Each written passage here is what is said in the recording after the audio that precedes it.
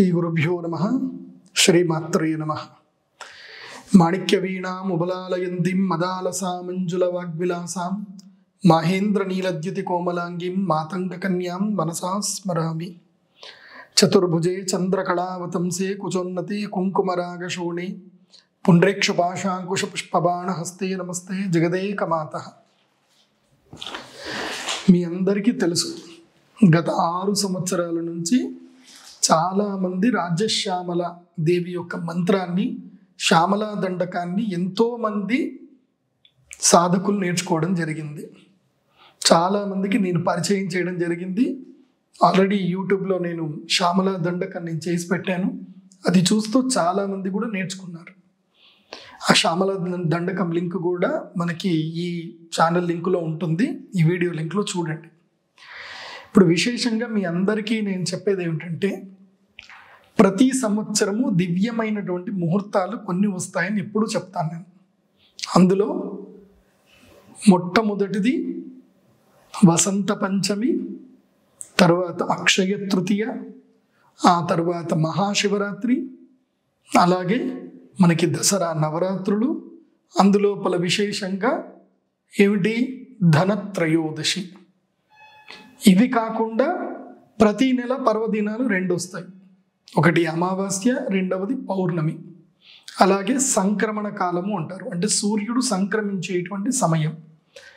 అలాగే ప్రతి సంవత్సరంలోనూ గురు పుష్యామృత యోగం, గురువారం పుష్యమి నక్షత్రం కలిసి వచ్చినప్పుడు గురు పుష్యామృత యోగం. ఇలా ప్రతి సంవత్సరము దివ్యమైనటువంటి ముహూర్తాలు వస్తానే ఉంటాయి. అందులో ఈ సంవత్సరం కూడా ఫిబ్రవరి 14వ తారీఖు రోజున వసంత పంచమి ఉత్సవం వస్తుంది. ఈ వసంత పంచమి రోజున చాలామంది తమ పిల్లలకు అక్షరాభ్యాసం చేద్దామని చెప్పి తండోపతండాలుగా వెళ్ళి బాసర క్షేత్రానికి అందరూ కూడా చేరుకుంటారు. అలాగే ఎక్కడ సరస్వతీదేవి క్షేత్రం ఉన్నా అక్కడికి వెళతారు. అయితే నేను ఈసారి వసంత పంచమికి విశేషంగా రాజ్యశ్యామల అమ్మవారి యొక్క యాగం చేయించాలని సంకల్పం చేశాను. ఈ యాగం చాలా మహాద్భుతమైనటువంటి యాగం. రాజశ్యామల అమ్మవారు దశమహావిద్యల్లో ఒక మహావిద్య. ఈమె మాతంగీదేవి. ఈ అమ్మవారు రాజయోగం ఇవ్వడములోను, అదేవిధంగా విద్యాబుద్ధుల్ని ప్రసాదించడములోనూ ఈ అమ్మవారు ముందుంటారు. ఒక్కొక్క శక్తిపీఠానికి, ఒక్కొక్క మహావిద్యకు ఒక్కొక్క మహాశక్తి ఉంటుంది. అందులో విశేషమైనటువంటి మహాశక్తుల్లో రాజమాతంగి అంటే ఈ రాజ్యశ్యామల అమ్మవారి యొక్క శక్తి ఏమిటి అని అంటే విద్యా ప్రసాదము, సమ్మోహనము, వశీకరణము, అదేవిధంగా రాజయోగము. రాజయోగం రావాలి అని అంటే రాజ్యశ్యామల యాగం చేయాలి. మరి ఈ రాజ్యశ్యామల యాగం ఎప్పుడెప్పుడు చేయాలి అని అంటే, ఈ రాజ్యశ్యామల యాగాన్ని మనం వసంత నవరాత్రుల్లో, అంటే మాఘ నవరాత్రుల్లో మనం చేయవచ్చు. మాఘమాసములో పాడ్యమి నుంచి మొదలు అష్టమి వరకు, దశమి వరకు మనం చేయొచ్చు. అంటే మాఘమాసంలో నవరాత్రులు వస్తాయి. మాఘ నవరాత్రులు చేయొచ్చు, అదేవిధంగా చైత్ర నవరాత్రుల్లో చేయొచ్చు, అదేవిధంగా మనము గుప్త నవరాత్రులు అని ఉంటాయి, వారాహి నవరాత్రులు అంటారు. అది ఆషాఢ మాసంలో శుక్లపక్షములో ప్రతిపత్ నుంచి దశమి వరకు ఉంటాయి. సో ఆ నవరాత్రుల్లో చేయొచ్చు, లేదంటే దసరా నవరాత్రుల్లో కూడా చేయొచ్చు. ప్రతి సంవత్సరానికి 4 నవరాత్రులు వస్తాయి. అందులోపల విశేషమైనటువంటి నవరాత్రుల్లో మాఘ నవరాత్రులు, అదేవిధంగా ఇక మనకి తెలుసు కదా, ఉత్తరాయణము దక్షిణాయనం అని 2 ఉంటాయి. దక్షిణాయనం ప్రారంభమయ్యే సమయానికి ఆషాఢ మాసంలో సంధికాలంలో వస్తున్నాయి గుహ్య నవరాత్రులు, అవి వారాహి నవరాత్రులు. అయితే నేను చాలా రీసెర్చ్ చేసిన తర్వాత, అందుకోసమంటే నేను ఎన్నో పుస్తకాలు చదివాను. నేను సాధకులకి, ఎవరైతే నన్ను ఇష్టపడతారో, ఎవరైతే నేను చెప్పేది శ్రద్ధగా వింటారో వాళ్ళందరికీ నేను చెప్పేది ఒకటే: మనము సాధన చేస్తే అమ్మవారి యొక్క అనుగ్రహం తప్పకుండా సిద్ధిస్తుంది. కానీ సాధనకు జ్యోతిష్ శాస్త్రానికి చాలా దగ్గరి సంబంధం ఉంటుంది. కాలం అనుకూలించేటప్పుడు చేసేటువంటి యొక్క పూజ తప్పకుండా ప్రతిఫలిస్తుంది. కాలము, పూజ ఇవి 2 కలవాలి. ముహూర్తము అంటారు దాన్ని. ముహూర్తము సరిగ్గా లేకుండా చేసేటువంటి పూజ ఎందుకు పనికిరాదు. ఇది బాగా గుర్తుపెట్టుకోండి. అందులో దివ్యమైనటువంటి ముహూర్తాలు ఉంటాయి. అవి ఈ యొక్క వసంత పంచమి అనేది దివ్యమైనటువంటి ముహూర్తం. ఈరోజు చాలామంది సరస్వతీదేవి అమ్మవారికి పూజ చేస్తారు. వసంత పంచమి విశేషంగా ఏమిటంటే చాలా చెప్తారు. శ్రీకృష్ణుడు బృందావనంలో గోపికా స్త్రీలని అనుగ్రహించినటువంటి సమయం అని చెప్తారు. అదేవిధంగా ఈ వసంత పంచమి విశేషంగా శ్రీకృష్ణుడు తన గోపికలతోటి హోళీ ఆడినటువంటి సమయం అని చెప్తారు. అలాగే రాజమాతంగి అయినటువంటి అమ్మవారు జన్మించినటువంటి సమయం అని చెప్తారు.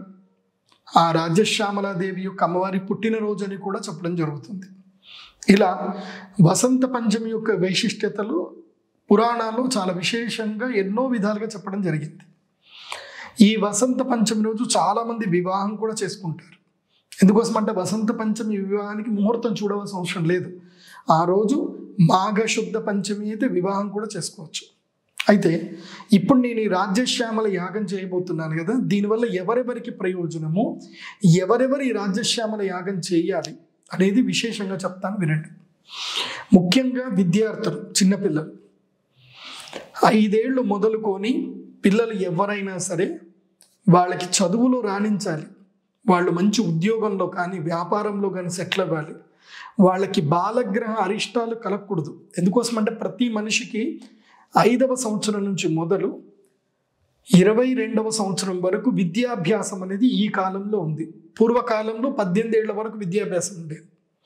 ఈ 18 ఏళ్ల మధ్యలో అంటే 5వ తరగతి నుంచి అంటే 5వ ఏజ్ నుంచి 5 సంవత్సరాల నుంచి మొదలు ఎప్పటి వరకు 22 సంవత్సరాల వరకు ఏదైతే ఈ మధ్యకాలం ఉంటుందో ఈ మధ్యకాలము చాలా విశేషమైనటువంటిది. ఈ కాలములో తప్పకుండా ప్రతి ఒక్కరికి విద్యలో వాళ్ళు రాణించాలి, ఎలాంటి విఘ్నాలు రాకూడదు. చదువుకోవడానికి ఎన్నో విఘ్నాలు వస్తాయి. ప్రథమంగా డిస్ట్రాక్షన్ ఉంటుంది, అంటే వేరే ఏదైనా ఆలోచన చేయడము లేకపోతే మతిమరుపు ఉండడము ఇవన్నీ జరుగుతాయి. అది కాకుండా ఒక్కొక్క సందర్భంలో చాలా చదువు ఉంటుంది, తెలివితేటలు ఉంటాయి, కానీ అనుకూలమైన సమయానికి తండ్రికి ఫీజు కట్టే శక్తి ఉండదు, లేదా అనారోగ్య సమస్యలు ఏర్పడడం, ఏదో ఒక విఘ్నం అనేది చాలామందికి వస్తాయి. సో అలాంటి విఘ్నాలు ఏవి రాకుండా ఉండాలి అని అంటే ఈ వసంత పంచమి రోజున మీ పిల్లలతోటి వచ్చి ఈ రాజ్యశ్యామల యాగం చేయించండి. ఇక్కడ మళ్ళీ అక్షరాభ్యాసం చేయించడం జరుగుతుంది. మీరు మొదలు ఎక్కడ అక్షరాభ్యాసం చేసినా మళ్ళీ ఇక్కడ అక్షరాభ్యాసం చేయిస్తాం. అక్షరాభ్యాసం రోజున అగ్నిదేవుడికి ఆజ్యమును దానంగా ఇచ్చినట్లయితే అది మహాద్భుతమైన వరం అవుతుంది. చాలామంది అక్షరాభ్యాసం చేస్తారు కానీ అగ్నిదేవుడికి ఏమి ఇవ్వరు. వెళతారు, సంకల్పం చేస్తారు, ఓం శ్రీమాత్రే నమః అని రాయించుతారు, అమ్మవారి యొక్క స్తోత్రం చెప్తారు, ఇవన్నీ బాగానే ఉన్నాయి. కానీ దానితో పాటు యాగము గనక రాజ్యశ్యామలాదేవి అమ్మవారి యాగం చేస్తే చాలా బాగుంటుంది. ముఖ్యంగా విద్యార్థుల కోసం, అదేవిధంగా ఆటిజం తోటి ఎవరైనా మీ పిల్లలు బాధపడుతున్నారు వాళ్ళకి కూడా ఇది అనుకూలమైనటువంటిది అవుతుంది. ఏదో అద్భుతాలు జరిగేటువంటి అవకాశాలు కూడా ఉంటాయి రాజ్యశ్యామలాదేవి అనుగ్రహం వలన. ఆ తరువాత ముఖ్యంగా ఇంకొకళ్ళు ఎవరికి అంటే ఎవరైతే రాజయోగ సిద్ధి కోసమని కష్టపడతారు, అంటే గవర్నమెంట్ జాబ్ రావాలను, ఐఏఎస్ లేదా ఐపీఎస్ అవ్వాలని కోరుకుంటారు, అదేవిధంగా రాజకీయం లోపల రాణించాలని కోరుకుంటారు, ఆల్రెడీ ప్రభుత్వ ఉద్యోగంలో ఉన్న ప్రమోషన్ రాకుండా ఇబ్బంది పడుతూ ఉంటారు. సో ఇలాంటి వారందరికీ కూడా ఈ రాజ్యశ్యామల యాగం చాలా అద్భుతంగా అనుకూలిస్తుంది. ఇప్పుడు ఇతరులు చేసేదానికి ప్రదీప్ జోషి చేసేదానికి డిఫరెన్స్ ఏంది అనేది మొదలు మనం తెలుసుకోవాలి. ఎందుకోసం అంటే ఎంతోమంది మేము రాజ్యశ్యామల యాగం చేస్తున్నామని అంటారు. ఎస్, మహానుభావులు ఎవరైనా చేస్తే తప్పకుండా వెళ్ళి అక్కడ కూడా చేయించుకోండి. కానీ ప్రదీప్ జోషి ప్రత్యేకత ఏమిటంటే మేము ఏదైతే ఈ యాగం చేస్తున్నామో ఈ యాగము వల్ల మీరు ఏదైతే గనక అమ్మవారి యొక్క దేవస్థానానికి మీరు ఏదైతే గనక విరాళం ఏదైతే ఇస్తారో ఆ విరాళముతో దశమహావిద్యాపీఠము అనేటువంటి యొక్క అమ్మవారి యొక్క గుడిని మేము కట్టడం జరుగుతుంది. ఆల్రెడీ అమ్మవారి గుడి కన్స్ట్రక్షన్లో ప్రోగ్రెస్లో ఉంది. ఇంకా దాదాపు 5 కోట్ల ఖర్చుతో కూడుకున్నటువంటి దేవాలయ నిర్మాణం ఇది. సో దీనికోసము మేము ఏ యాగం చేసినా ఆ యాగానికి మీరు ఇచ్చే విరాళం అంతా కూడా కేవలము శక్తిపీఠ నిర్మాణానికి పోతుంది. ఇది ఎక్కడ కూడా నా వ్యక్తిగత జీవితానికి, నా వ్యక్తిగత అవసరాలకు ఈ డబ్బులు మేము ముట్టము. ఎందుకోసమంటే ఇది మీరు అమ్మవారితో మీకు మధ్యన కేవలం నేను మంత్రం మాత్రం చెప్పి మీకు ఒక అవసరాన్ని, ఒక అవకాశాన్ని నేను కల్పిస్తున్నాను. అక్కడి వరకే నా బాధ్యత. ఎందుకోసమంటే నేను కేవలము అమ్మవారి యొక్క దూతను మాత్రమే. నా వ్యక్తిగత జీవితానికి సంబంధించి ఏది అవసరం ఉన్నా అది నా కన్సల్టేషన్ ఫీజు తోటే నా వ్యక్తిగత జీవితం నాకు వెళ్ళిపోతుంది. మిగతా అదంతా కూడా అమ్మవారి దేవాలయ నిర్మాణానికి వెళుతుంది. ఇందులోపల ఎలాంటి సందేహం లేదు. అంటే మీరు కష్టపడి సంపాదించినటువంటి ధనం ఏదైతే ఉందో అది అమ్మవారి యొక్క దేవాలయ నిర్మాణానికి ఉపయోగపడుతుంది. ఫస్ట్. రెండవది, ఈ అద్భుతమైన యాగం చాలామంది చేయిస్తారు, కానీ ఎవరు కూడా యంత్రమును ఇవ్వరు. యంత్రమును సంపుటీకరణం చేసినటువంటి యంత్రము తప్పకుండా ఇవ్వాలి. అలా సంపుటీకరణం చేయకుండా యంత్రము ఏదైనా ఇస్తే గనక అది ఎట్టి పరిస్థితుల్లో ఉపయోగపడదు. ఏదైనా ఒక యాగము చేస్తే యంత్రము ఉండాలి, మంత్రము ఉండాలి, తంత్రము ఉండాలి. తంత్రము అనగా పూజా విధానం, అది ఎలాగో నేనే చేయిస్తాను. మంత్రము శుద్ధమైనటువంటి రాజ్యశ్యామలాదేవి యొక్క దండకము, అలాగే దశమహావిద్యలో అమ్మవారి యొక్క మూల మంత్రం, వీటితో అభిమంత్రణం చేసినటువంటి యొక్క యాగం, అనుష్ఠాన పూర్వకంగా యాగం చేయవలసి ఉంటుంది. అది కూడా దివ్యమైనటువంటి ముహూర్తంలో ఉండాలి. ఈ యంత్రము ఏదైతే ఈ మంత్రమంతా కూడా చదువుతాము, ఆ తంత్రము చేస్తాము, ఈ శక్తి అంతా ఎక్కడ నిక్షిప్తం చేస్తాము అని అంటే యంత్రములో నిక్షిప్తం చేస్తాం. అదే రాజ్యశ్యామల యాగం, అదే రాజ్యశ్యామల అమ్మవారి యొక్క సంపుటీకృత శ్రీచక్ర యంత్రం. అది నేను ఆ రోజు ప్రసాదంగా అందరికీ ఇవ్వడం జరుగుతుంది. కాబట్టి యంత్ర ప్రసాదాన్ని స్వీకరించడమే నిజమైనటువంటి ప్రసాదం. చాలామంది పండ్లు, తమలపాకులు, తర్వాత వక్కలు, ఖర్జూర పండ్లు, కొబ్బరి పండ్లు, కొబ్బరికాయలు, ఇవన్నీ పండ్లు ఇస్తారు. అవి కూడా ప్రసాదమే, కాకపోతే వాటికి టైం లిమిటేషన్ ఉంటుంది. కొన్ని ఒక రోజు 2 రోజులు, ఆ తర్వాత అయిపోతుంది. బట్ మంత్రము యొక్క శక్తి ఏదైతే నిక్షిప్తం చేయబడుతుందో దాన్ని యంత్రము అంటారు. అందుకే మనకి లలితా సహస్రంలో చెప్తారు, సర్వ యంత్రాత్మిక సర్వ తంత్ర రూపా మనోన్మని అని చెప్పి అమ్మవారికి నామం చెప్తారు. సో యంత్రములు మంత్రములన్నీ కూడా కలిపినటువంటి అమ్మవారు మనోన్మని, అంటే ఆ యంత్రమును ముందు పెట్టుకొని మనం గనక ధ్యానం చేయగలిగితే మనకి శక్తిపాతం అనేది సిద్ధిస్తుంది. ఇది అందరూ తెలుసుకోవాలి. కాబట్టి ఆ శక్తిపాతం సిద్ధించేటువంటి తంత్రమే ఈ రాజ్యశ్యామల యాగం. ఈ రాజ్యశ్యామల యాగం ప్రతి సంవత్సరము వసంత పంచమి రోజున చేయడం జరుగుతుంది. అయితే ఈ సంవత్సరము శోభకృతనామ సంవత్సరంలో కూడా ఈ యాగం జరుగుతుంది. 2024లో ఫిబ్రవరి 14వ తారీఖు జరుగుతుంది. అలాగే ఈ యాగం ప్రతి సంవత్సరం కూడా జరుగుతుంది. ఆ సంవత్సరానికిలో ఏదైతే కనుక ఉంటుందో ఆ డేట్ మీరు ఇక్కడ పక్కన కూడా చూడొచ్చు. సో రాజ్యశ్యామల యాగం చేసుకునే వాళ్ళు ఏ విధంగా రావాలి, ఎక్కడికి రావాలి, ఏమేమి తెచ్చుకోవాలి, ఇది విశేషంగా చెప్తాను, వినండి. ఈ రాజ్యశ్యామల యాగానికి వచ్చేటువంటి వారు ఫిబ్రవరి 14వ తారీఖు తెల్లవారుజామున్నే ఉదయం 8 గంటల వరకు అందరూ అక్కడ ఉండాలి. అంటే ఆల్మోస్ట్ అందరూ తెల్లవారుజామున్నే రావాలి. ఈ కార్యక్రమము మా అమ్మవారి గుడిలోనే జరుగుతుంది. చాలామంది నన్ను అడిగారు, గురుగారు ఇదేదో హైదరాబాద్లో చేయిస్తే బాగుంటుంది కదా, మేము అనుకూలంగా ఉంటుంది, మేము వస్తాము అని చెప్పేసానంటే నేను ఆలోచన చేశాను. నేను కావాలంటే ఏదైనా కళ్యాణ మండపం తీసుకోను, లేకపోతే వేరే ఎక్కడైనా దేవాలయం వాళ్ళ స్థలం అడిగో అక్కడి నుంచి చెయ్యొచ్చు. కానీ నేను ప్రశ్న వేసి చూస్తే నాకు తెలిసింది ఏంటంటే, మా అమ్మవారి గుడి మా నాన్నగారు ఏదైతే కట్టించారో ఈ యొక్క శక్తిపీఠము సౌత్కి నార్త్కి కరెక్ట్గా మధ్యలో ఈక్వలైజేషన్ ఆ యొక్క మార్గంలో ఈ గుడి అనేది ఉంది. అంటే పంచభూత శివలింగాలకు, కేదార్నాథ్ శివలింగానికి, అదేవిధంగా కామాక్షి అమ్మవారి యొక్క దేవస్థానానికి, ఏకాంబరనాథ్ దేవస్థానానికి కరెక్ట్గా మధ్యలో లాంగిట్యూడ్లో ఉంది. కాబట్టి ఈ లాంగిట్యూడ్లో ఉన్నప్పుడు ఇక్కడ శక్తిపాతం అనేది జరుగుతుంది. అందుకే మా నాన్నగారు ఇక్కడ ప్రతిష్టాపన చేయడం జరిగింది. క్షేత్ర మహిమ చాలా ఉంది. ఇక్కడికి వచ్చినటువంటి వారందరికీ చాలా మహాద్భుతంగా వాళ్ళ కోరికలన్నీ నెరవేరాయి. నాకు ఇప్పటి వరకు ఒక ఫెయిల్యూర్ లేదు, ఒక్క ఫెయిల్యూర్ టాక్ నాకైతే రాలేదు. ఎవ్వరు కూడా నాకు ఫెయిల్యూర్ ఫీడ్బ్యాక్ ఇవ్వలేదు. చాలామంది వచ్చారు, ఒకళ్ళైతే 3 ఇళ్ళు కట్టుకున్నారు, చాలామందికి మంచి జరిగింది. సో నాకు అర్థమైంది ఏంటంటే, దేవుడి దగ్గరికి మనం వెళ్ళాలి తప్ప దేవుడిని మన దగ్గరికి రమ్మని చెప్పకూడదు.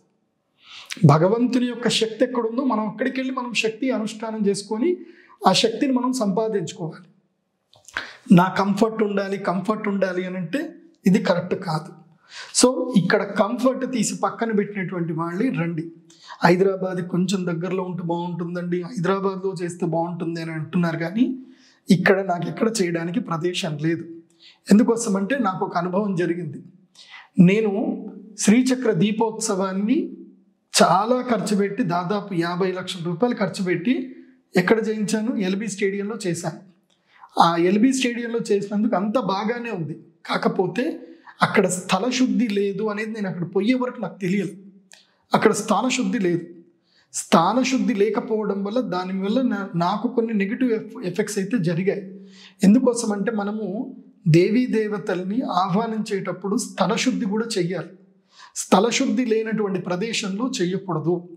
అందుకే నేను స్థానశుద్ధి లేదు కాబట్టి మా అమ్మవారి గుడిలోనే చెయ్యాలి. ఎందుకోసం అంటే అక్కడనే శక్తిపాతం అనేది అక్కడనే జరుగుతుంది కాబట్టి అక్కడనే చేయాలి.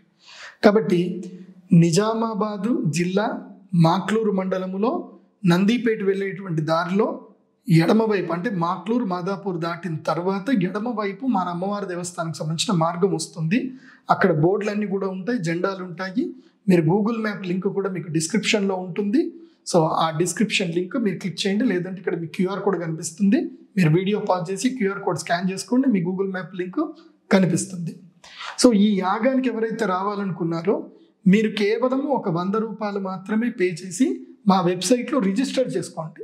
మేము రాజశ్యామల యాగానికి రావాలనుకుంటున్నామని రిజిస్టర్ చేసుకోండి. మీరు ఏ కేటగిరీ అనేది కూడా అక్కడ మీరు సెలెక్ట్ చేసుకోండి. 3 కేటగిరీలు ఉంటాయి. మీరు ఏ కేటగిరీలో రావాలనుకుంటే ఆ కేటగిరీ మీరు సెలెక్ట్ చేసుకోండి. తర్వాత మీరు మా యొక్క శక్తిపీఠానికి వచ్చిన తర్వాత యాగం సమయంలో మీరు అక్కడ డబ్బులు పే చేయవచ్చు. మీరు అక్కడ ఇప్పుడు యాగానికి సంబంధించిన మనము టెంపుల్ నిర్వహణకు సంబంధించి నిర్మాణానికి ఏమేమి పనులు జరుగుతున్నాయో మీరు ప్రత్యక్షంగా కూడా చూడవచ్చు. మీరందరూ కూడా భాగస్వాములయ్యి అమ్మవారి దేవస్థాన నిర్మాణం మనందరం కలిసి చేద్దాం. ఇది బాగా గుర్తుపెట్టుకోండి.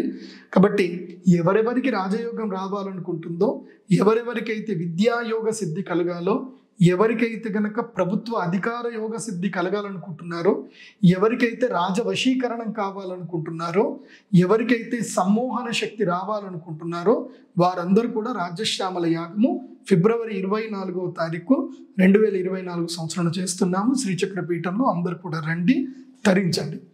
ఒకవేళ కనుక ఎవరైనా మేము అంత డబ్బులు కట్టుకోలేమండి అని అంటే సేవ చేయడానికి కూడా అందరూ రావచ్చు, అందరికీ వెల్కమ్.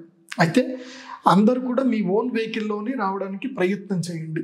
ఎందుకోసం అంటే అంటూ ముట్టు మైల లేకుండా వస్తే మంచిది.